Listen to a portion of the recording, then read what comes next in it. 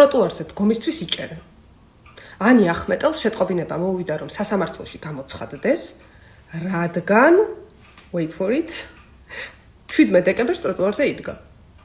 ჯერად.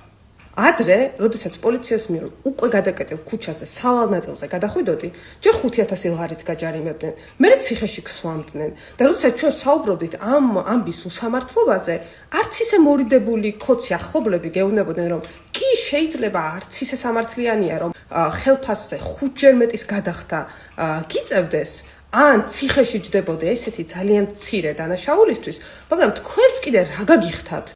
ნუ გადახვალთ ამ ქუჩაზე და დაეტიეთ ტროტუარზე.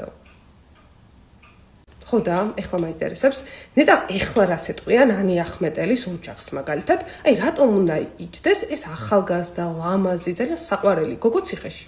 რის გამო უნდა იჯდეს? ტროტუარზე დგომის გამო ციხეში უნდა ჩასვან? ეს კარგი და სამართლიანი როგორაა? ხო და აი ლილუაშვილს იჭერენ ასევე. კიდევ ერთ ქოც მაღალჩინოსას ჩავლეს კბილი. გეგონება რამე შვებოდა ლილუაშვილი ბიძინას გარეშე და ბიძინასგან მალულად. თქვენ ესეთ იფიქრებდა ლილუაშვილი ამას? როდესაც ჩვენს უსამართლო წამებას, წვალებას, დაჭერას, დაჯარიმებას, დევნას უყურებდა, იფიქრებდა ლილუაშვილი, რომ ოდესმე მისი თავით უნდა გაგორებულიყო?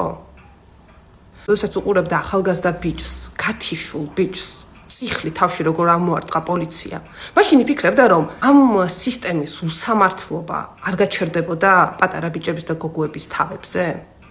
რომ ოდესმე მისი თავით ბურთაობაც მოუნდებოდა სისტემას?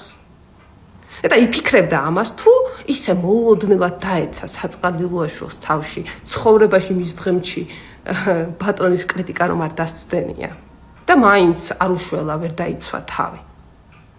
იფიქრებდა?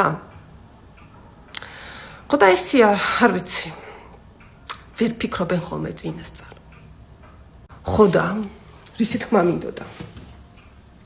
ქვეყანაში სადაც სამართალი არ არსებობს, ბედნიერად და უსაფრთხოდ ვერავინ იქნება. იფიქრეთ ამაზე.